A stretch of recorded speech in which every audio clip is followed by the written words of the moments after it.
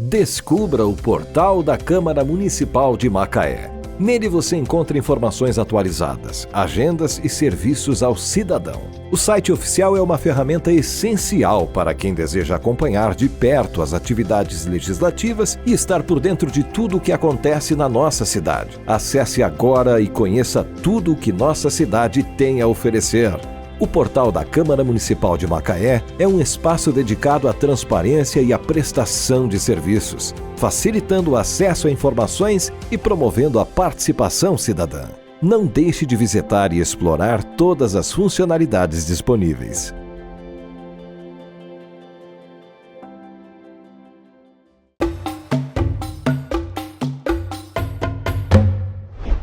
Olá, sejam bem-vindos a mais uma edição do programa Raízes, o programa que conta a história de quem faz parte da história de Macaé. Eu sou o Bruno Horta, você está na TV Câmara, aproveita para seguir a gente nas redes sociais, no @Câmara de Macaé, em todas as redes. Vai lá, segue a gente e hoje vale muito a pena que eu estou recebendo no Raízes para contar sua belíssima história, Julinho do Aeroporto Júlio César de Barros. Julinho, obrigado por ter vindo. Olá, Bruno, é um prazer muito grande estar com você, né? Tivemos a oportunidade de estarmos juntos em um programa, isso acho que foi em 21, né? Sim. E a gente fez E tivemos agora, né, há poucos dias, também uma live, né? A gente fez ali no meu canal. Não presencial, né? Espero que a gente aproveite essa oportunidade para falar um pouco das nossas histórias, né? Acho que eu tenho um pouco. Muita coisa, eu tenho certeza. Com certeza. E macaense? Bruno, na verdade, eu nasci em Quissamã, né? Quissamã era o 4º distrito de Macaé. E aí, vim muito novo para Macaé, né? Morando na Aroeira, mas Macaé sim. Porque eu fiz de propósito essa pergunta porque eu já li a sua história, sua biografia. Inclusive, quando muito tempo vereador, a gente vai chegar lá. Como é que era Macaé daquele tempo, há 40 anos atrás? 40 anos. Que você já estava ali entendendo o que era uma cidade. Na verdade, a gente veio para cá muito novo. Eu tinha acho que 8 anos, né? Mas eu me recordo bem, né? A gente veio de Quissamã para morar. Você tem essa lembrança de 8 anos de idade? Tem. A gente veio morar ali na rua Miguel Marote Cabral, na subida do Morro de São Jorge, né? E aí eu lembro, ainda vagamente, quando foi feito a terraplanagem para fazer um calçamento da rua Abílio Corrêa Borges, no Morro de São Jorge. Na época, o prefeito era Cláudio Moacir. Uma lenda, né? Não, realmente uma coisa assim que ficou marcado na nossa vida, até porque você imagina um morro, né, sem calçamento. Né? Como é que sobe? Naquela época, foi feito um trabalho até de excelência, porque devido à dificuldade que era para poder manusear todos os equipamentos, eles faziam como tipo assim uma viga, né? De distância em distância, eles cortavam o morro, né? E faziam uma viga. Quer dizer, isso para evitar a erosão. Então, é um negócio muito, muito legal. E depois de muito tempo é que foi refeito aquele calçamento, mas durou muito tempo aquele calçamento. Foi um trabalho de muita valia, né? Isso em 69. Eu sou de 60, então eu tinha 9 anos, né? Eu consigo me recordar. Pô, legal ter essa lembrança. Eu não consigo lembrar de coisa quando eu tinha 8 anos. Engraçado que a casa que nós morávamos ali na Miguel Marote Cabral continua do mesmo jeito. Claro, recebeu algumas reformas, né, pinturas, mas o modelo, né, as janelas, a porta, está lá do mesmo jeito? Do mesmo jeito, né, com algumas Macaé reformas. Tem muito disso de preservar a parte residencial, tem muita pega, casa. Por exemplo, na Télio Barreto tem, na Conde de Araruama tem casa ainda daquela época, né? E é interessante. Aroeira era um bairro grande. Aroeira era um bairro grande, um bairro antigo, né? Um bairro de muitas histórias. E eu pude presenciar muitas coisas boas ali da Aroeira. Hoje a gente passa ali, né? Aí eu vejo quanto aquele bairro cresceu e ali tinha, naquela época tinha o Seu Noca, né? A gente chamava de Sonoca. Ele tinha um bar e tinha uma propriedade muito grande. E ali onde era o Esporte Clube Atlético, né? Onde é aquela rua SV1, SV2, ali era um um brejal. E a gente ia lá para essa propriedade de Silnoca para pegar a Bill. Né? Poxa. Pô, um negócio assim, cara, não dá para você. Aí hoje a gente passa ali e vê a transformação daquele espaço. Eu lembro que a gente atrás de pipa, né? Eu quase morri afogado ali. Mas morri afogado aonde? E ali naquele tinha um tabual, né? E ali tipo era um brejo? Tinha um brejal. E aí fomos atravessar, rapaz, que doideira. Garrou ali. Quase me afoguei ali. Olha, você vê que tempo. Como é que se te tiraram dali? Não, a gente, moleque, né? Correndo atrás de pipa e puxa daqui, puxa dali, rapaz, que doideira. Que sufoco. Pô, doideira.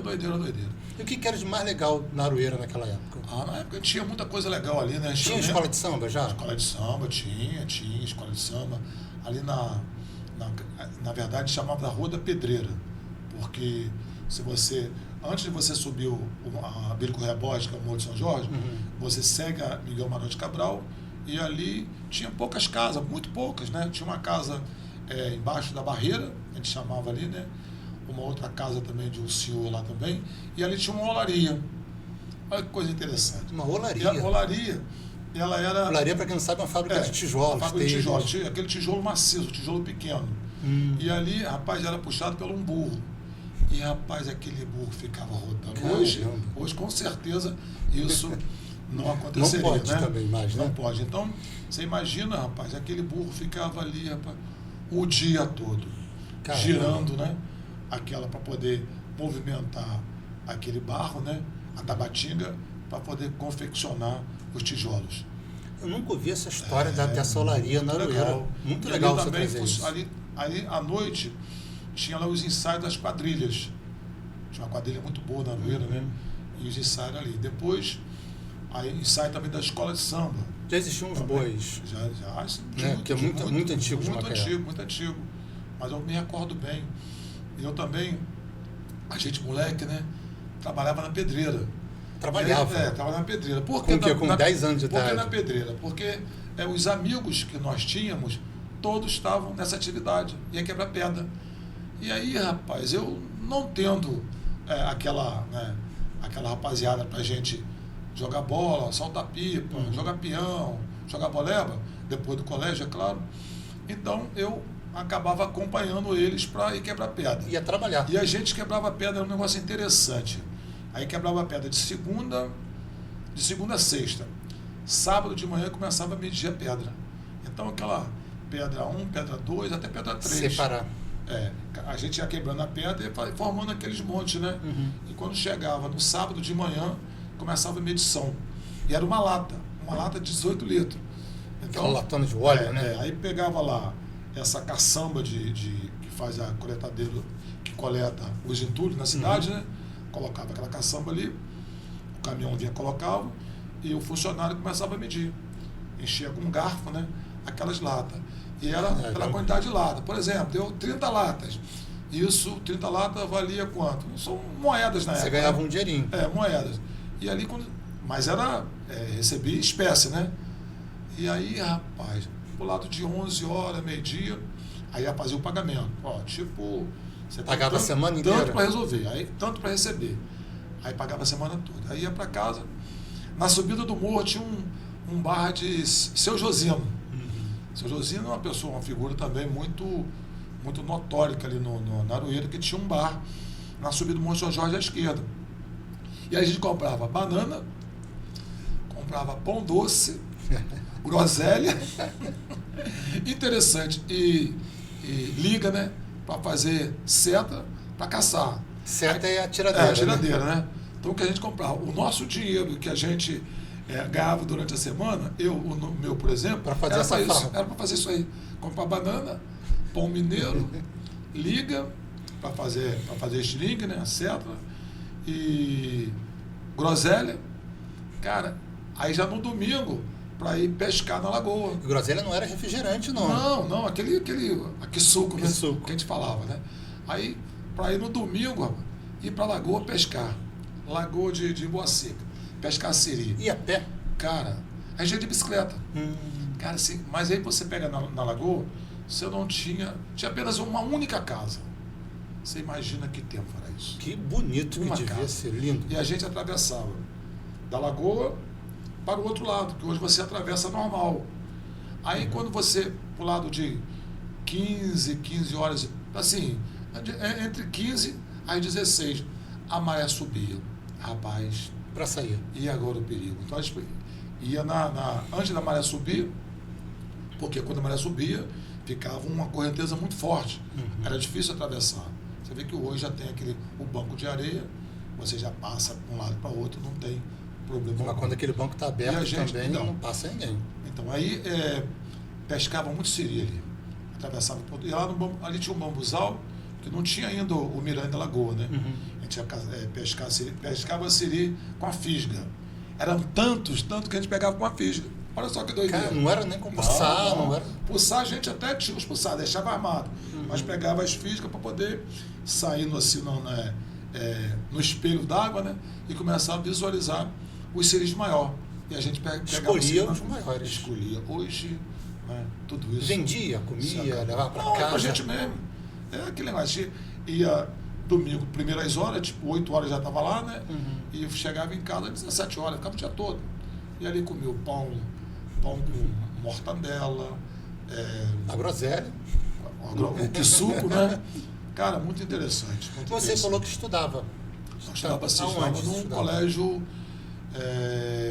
Antônio Covelho Benjamin, que hoje é o Eleta Tagiba, né? É o Eleia. No Morro de São Jorge, ali na rua Rubem de Moraes. Né? E Eu estudava ali. em um momento acontece a sua saída da Aroeira. Mas esse foi muito tempo. Você ficou quanto tempo na Aroeira? Fiquei lá até os 18 anos, por aí, 18 anos. Eu morava ali na rua Abílio Correia Borges, 257, no Morro de São Jorge. E vai para onde? Aí vim para Miramar, para a rua Milne Ribeiro, 257. Aí Julinho já era adulto. Aí já Você tinha apelido, Julinho? Já tinha 18 anos, né? Não tinha um apelido de infância? Não. Era Júlio? Júlio mesmo, Julinho. Julinho. E a gente, mas foi uma infância muito boa, sabe, Bruno? Imagino. A gente, quer dizer, aquela época de Morro de São Jorge, né? E a gente saía para tomar banho na maré. Aí você passa lá, rapaz, na maré, ali da Nova Aroeira, né? Que é então chamado Nova Aroeira.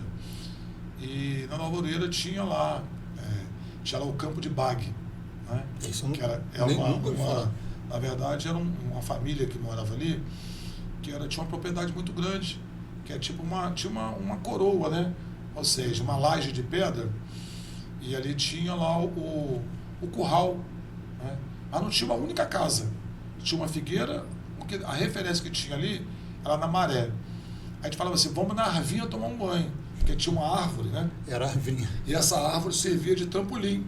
E a gente subia para dar um mergulho. O lago. Pô, naquela maré. Você imagina aquele canal ali, né? Naquela época não tinha uma única casa. A água era limpíssima.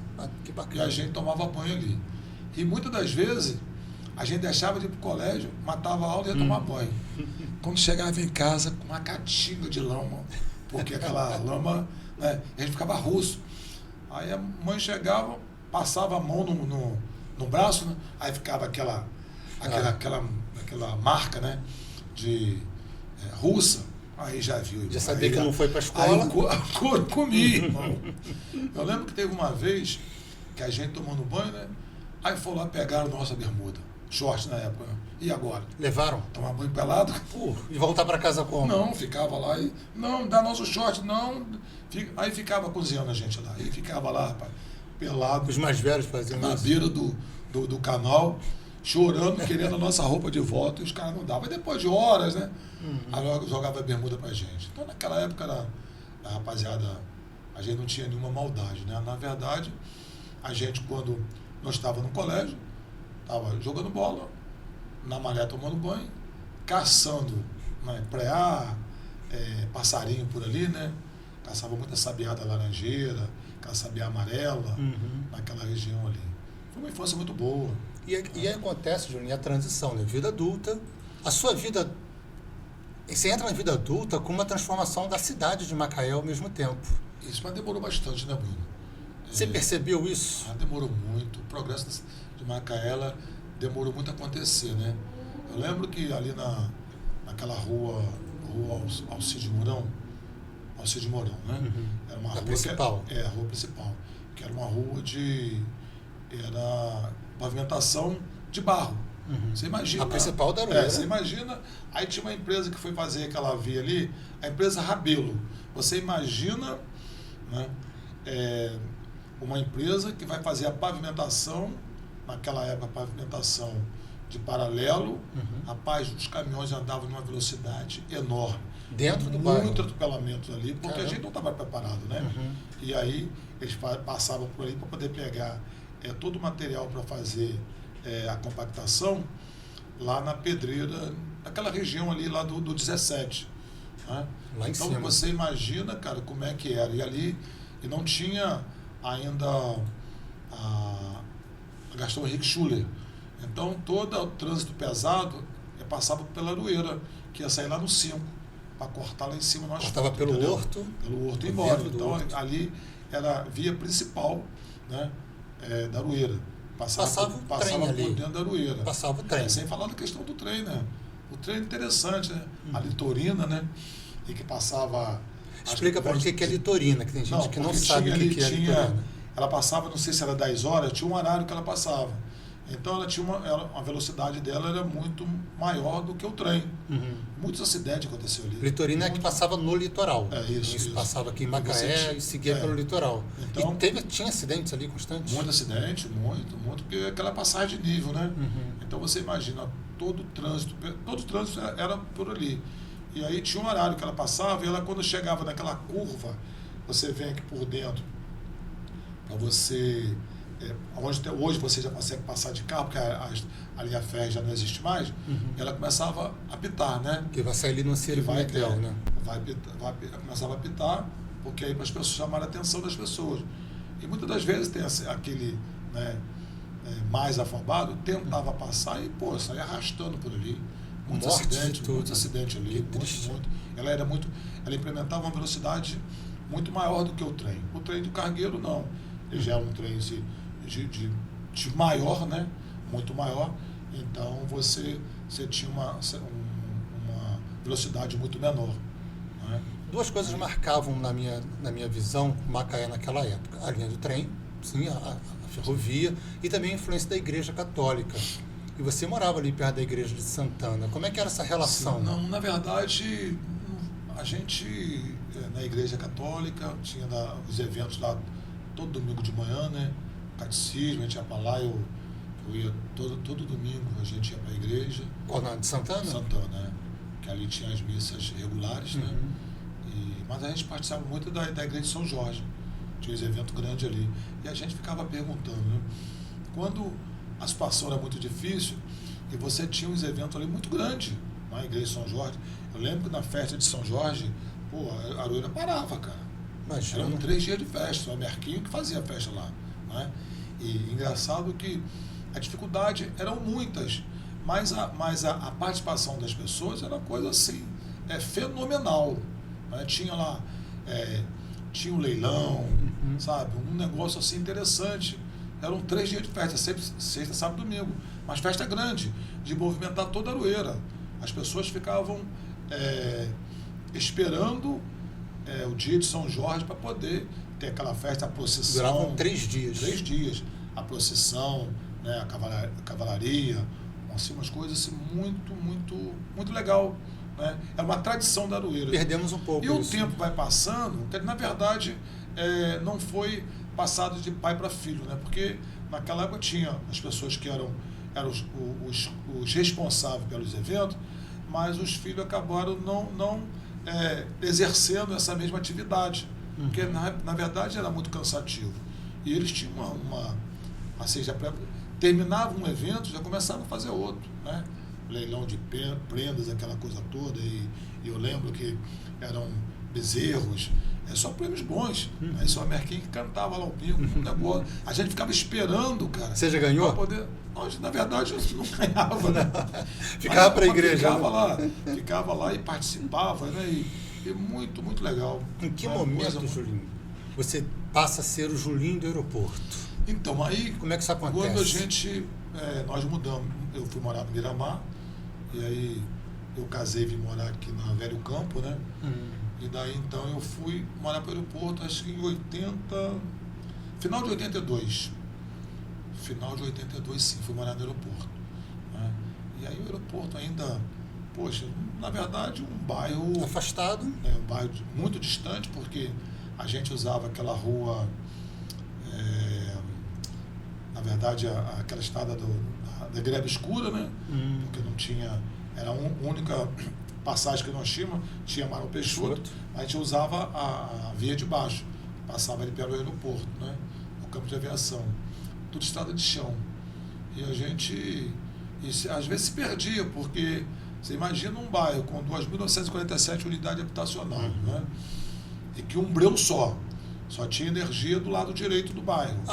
E aí, e a gente foi morar lá. Então, as casas não tinha muro, não tinha nada. Não tinha muro, não tinha luz de ruas, não tinha nada. E aí, rapaz, era um vizinho aqui, outro lá no norte. Um negócio de doido.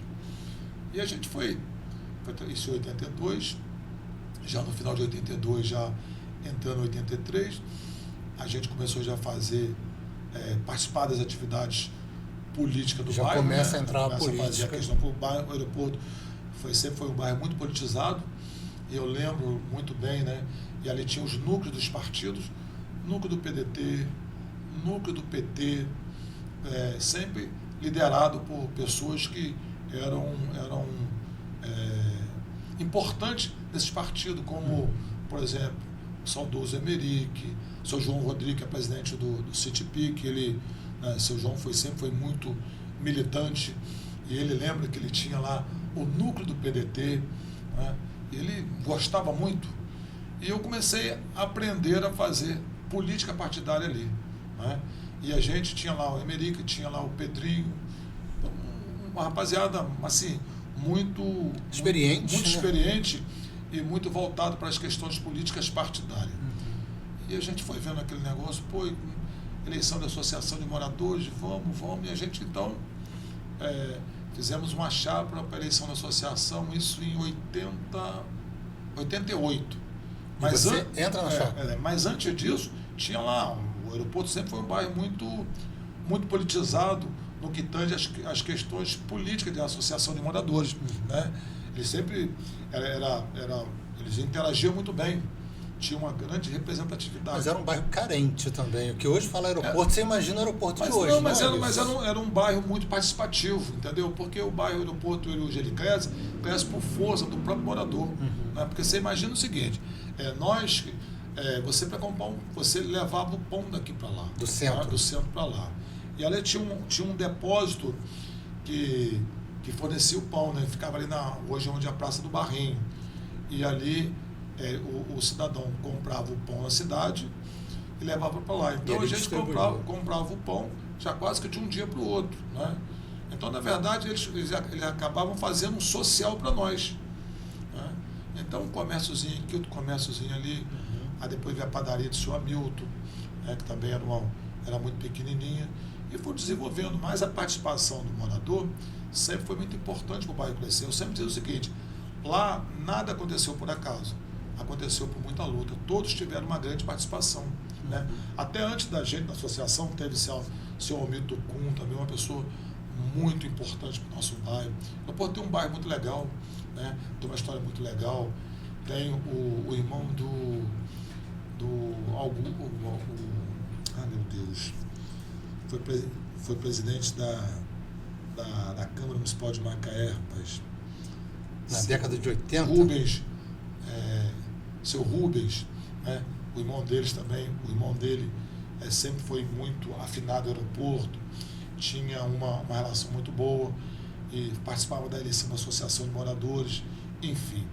E aí você vai disputar a eleição. Aí em 88, nós montamos uma chapa. Você de brincadeira, sentado na beira da rua, vai ter eleição da associação, vamos fazer uma chapa?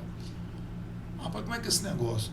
Aí montamos uma chapa. Rapaz, nessa época foram 6 chapas. Disputada.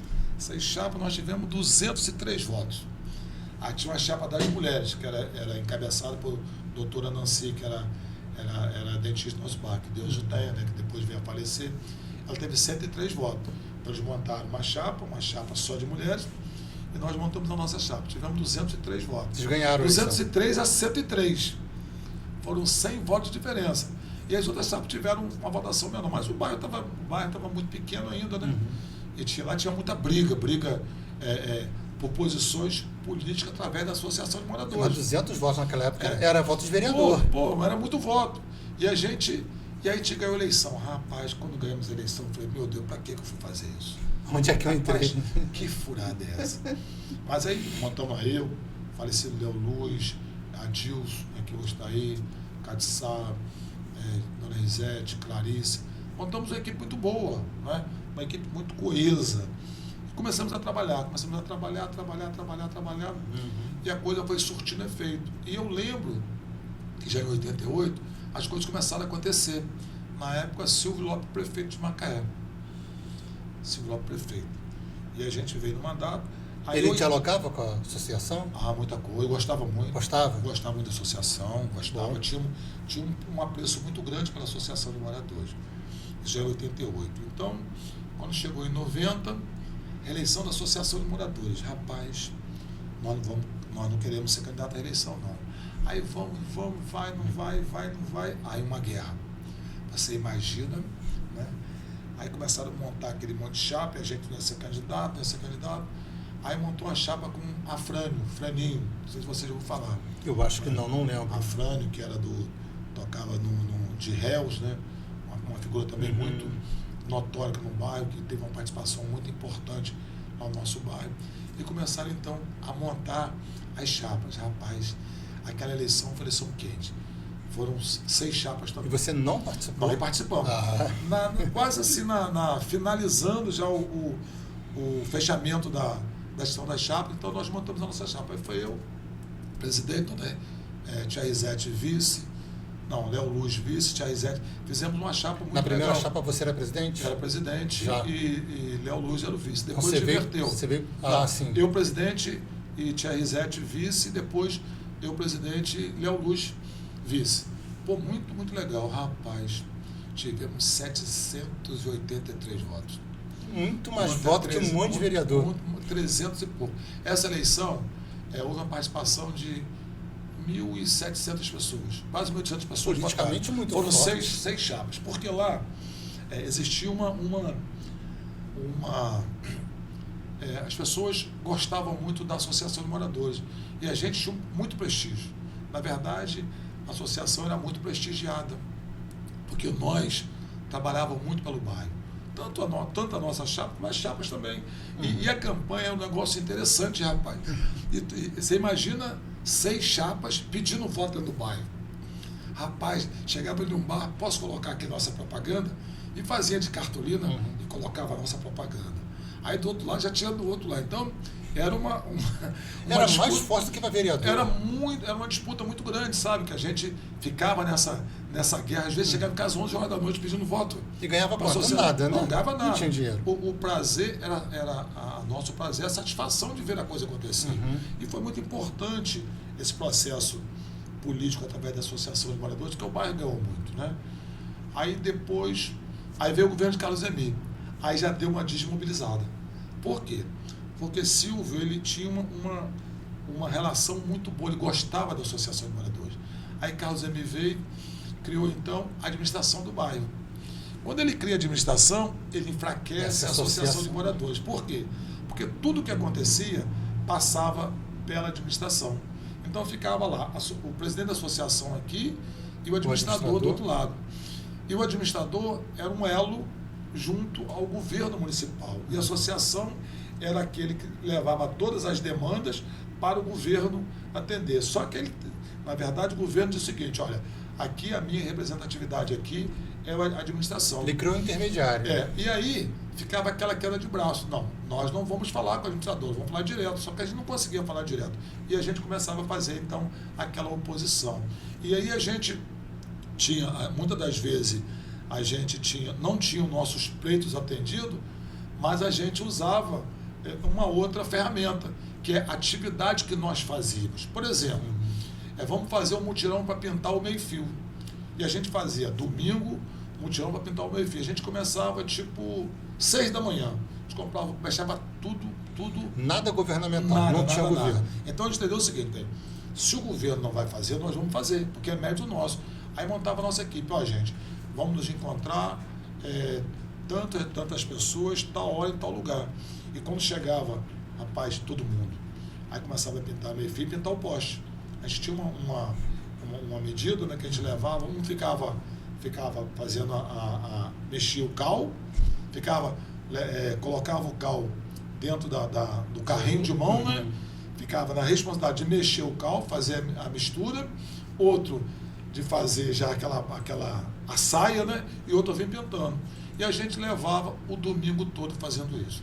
E no final desse, geralmente, 13, 14 horas, aí é por motivo, irmão. Aí sempre era a melhor parte. Um feijoado, um mocotó, uma costela, e sentava num bar daquele e ficava ali. Tudo solidariedade, todo mundo junto. Tudo.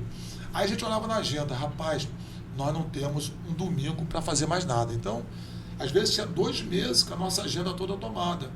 Aí o que nós vamos fazer agora, no próximo domingo? Vamos fazer a limpeza da praia. Ia para a praia do aeroporto fazer a limpeza da praia. Eles ficavam procurando aí também. Ficava. Bem, agora nós vamos fazer um mutirão para fazer um evento para arrecadar alimentos e fazer um torneio beneficente, né?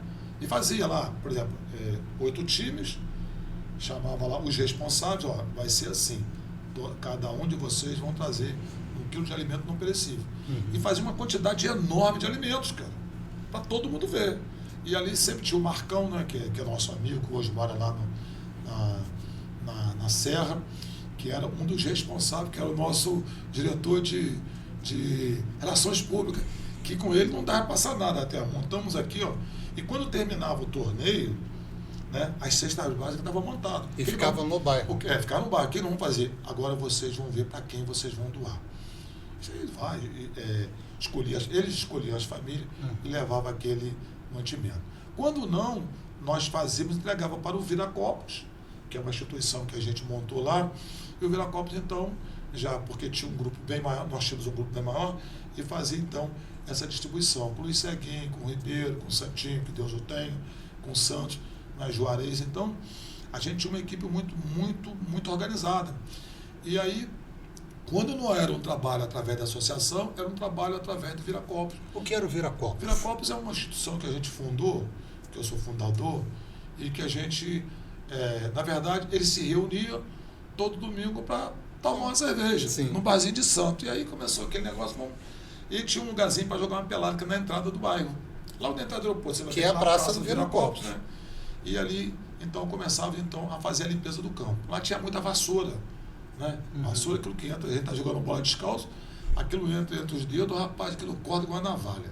Então, antes de começar a pelada, então sempre organizado por Santinho, por Valmer, por Luiz Seguinho, por Arthur, Cardial, né? Werneck. Então, começava a fazer a limpeza do campo, daquela área ali. Mas, rapaz, que campo ruim. Um campo horrível.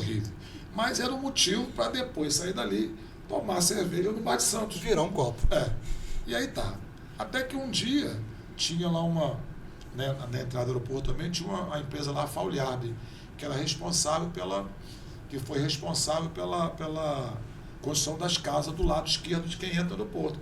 Você entra no aeroporto, tem um lado direito, né, do lado esquerdo. Só que aquela empresa faliu. E ali eu havia colocado uma trave lá, para só jogar uma bola. Falei, aqui, vamos tirar aquela trave lá, vou botar lá no Viracopa. Rapaz, deu uma confusão. Eu perdi a associação, quem manda sou eu. Rapaz, fui lá e tirei aquela trave, levei para lá. Quando chega domingo de manhã, o pessoal levanta para jogar a bola, cadê a trave? Tá lá hoje, né, meu amigo Domingo. Rapaz, domingo, mas ficou muito bravo. Mas bravo demais. Que treta, hein? Nossa. Mas não tem jeito. A trave está ali e levamos para o Viracopos. E aí começamos, então, a jogar nossas peladas. A coisa foi crescendo. E aí tivemos a ideia, então, da gente montar, então, o Viracopos. Aí já tivemos por base o fato de ter um aeroporto ali, ter o aeroporto de Viracopos em São Paulo. E o pessoal gostava de tomar um negócio. Então, vamos fazer, então, uma analogia, né, com o Viracopos de São Paulo. E aí deu certo.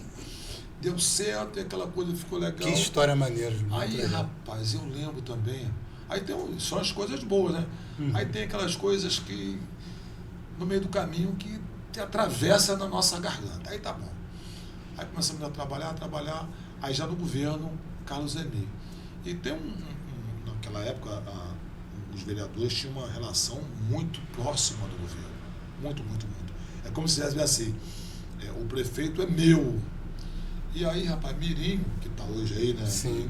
É uma pessoa que teve uma participação muito importante, né, na sociedade macaense, né? E aí Mirim muito ligado a Carlos Zeni. Eu, então, tinha sido candidato e não ganhei as eleições, já em 92. A sua primeira eleição, eu não ganhei a eleição. Não ganha. Eu fiz 487 votos. Eu não ganhei. E aí, claro, Mirim, por ser era o líder do governo na Câmara. E aí tudo tinha que passar por ele. Então, Carlos Zeni teve a ideia de fazer, então, a primeira obra no Viracopos, que foi a mureta. Fazia aquela parte da mural Viracopos. Aí começaram a fazer aquilo lá, rapaz. E eu, assim, indignado. Mas a obra, você tem que fazer. Quando você vê que a coisa é boa, você se afasta. Não deixa a coisa acontecer. Então, o que eu vi bem? A minha presença vai acabar atrapalhando. Então, a gente vai, se afasta da atividade política, mas continua fazendo todo o trabalho ali. E aí aconteceu aquele primeiro lance, né, que foi a construção do alambrado. E Mirim teve um papel muito importante ali, né? E eu lembro, rapaz, que um dia que a gente foi inaugurar aquela primeira fase, rapaz, e aquela time de Mirim todo lá, aquela coisa toda, e aí agora eu fazia parte da diretoria do Viracopos. Eu era Relações Públicas do Viracopos. Meu amigo, na hora que falava assim, agora quem vai falar é o nosso diretor, Carvalho, desliga o som. Que treta. Desliga o som, não, já acabou, não precisa falar mais não, já todo mundo já falou, rapaz, não deixaram eu falar. Tá bom, não tem problema não, o importante é a coisa acontecer. E isso é uma história que a gente vai, foi passando, né? E que, na verdade, o bairro ele foi se consolidando através de uma luta de todos, né? Ali não teve quem teve a maior participação, nem a menor participação. Eu, como presidente da associação, tive uma participação importante, né? Depois vieram os outros também, que deram continuidade ao trabalho. Lembro também que no governo Silvio Lopes, ele falou com o Julinho, nós queremos fazer um colégio aqui no aeroporto. Falei, prefeito, quer fazer um colégio? Vamos fazer aqui na Praça do Pincho. Que Praça do Pincho? Porque lá era a base da empresa Fauliarb, que fazia o asfaltamento, que era colocado o pincho para fazer o asfalto para todo o bairro. E aí, como a empresa faliu, e ficou lá o recipiente. Então, ali ficou Praça do Pincho. Por quê? Por conta da base do pincho. E aí, nós fizemos um campo de futebol. E a pelada rufava lá, rapaz, todo dia. Julinho, uma coisa que eu percebi é que você gosta de futebol, né? Não, amante do futebol. Eu tenho uma notícia ruim para dar. A gente está chegando no finalzinho, mas eu vou ter que fazer um pedido para você aqui, gravando, sim, antes de encerrar. Sim. Você precisa voltar o mais rápido possível, porque a gente não falou metade da sua história. E a gente eu achei que a gente não tinha história. Né? Tem tanto sua parte política, tanto sua parte social, a sua parte comunitária. E é uma história tão bonita que eu vou fazer questão de chamar o mais breve possível, daqui uns 2, 3 programas, porque a gente tem tempo, infelizmente. Tem tempo aqui na gravação, na TV, mas a sua história é fantástica, maravilhosa. Eu queria te agradecer por essa primeira parte, a Julinho parte 1. E a gente vai marcar o Julinho parte 2 aqui no Raiz da TV Câmara. Você combinado assim, Julinho? Sim, pode ser? Está combinado. A gente finaliza, então, essa parte 1. Então, Bruno, realmente foram coisas importantes. Realmente a gente tem um bairro, a gente tem uma história no bairro, é importante que as pessoas vão dando continuidade ao nosso trabalho. Hoje o bairro cresce muito, né? E aí nós vamos ter a oportunidade de dar continuidade. Certamente nós vamos poder falar dos nossos avanços, né? E hoje, porque o bairro é tão grandioso, é um bairro importante, não só na questão política, mas na questão também econômica do nosso município. Certeza. Júlio César de Barros, Julinho do Aeroporto, que carrega o sobrenome com orgulho, eu tenho certeza disso. Obrigado, Julinho, valeu por você ter vindo. E a gente te espera na parte 2 o mais rápido possível, porque eu tenho muita pergunta para te fazer. Vai ser um prazer, Bruno. Obrigado. Gente, terminamos mais uma edição do Raízes, o podcast que conta a história de quem faz parte da história de Macaé. Hoje, com o Julinho do Aeroporto, eu sou o Bruno Horta, a gente se vê no próximo episódio. Até lá.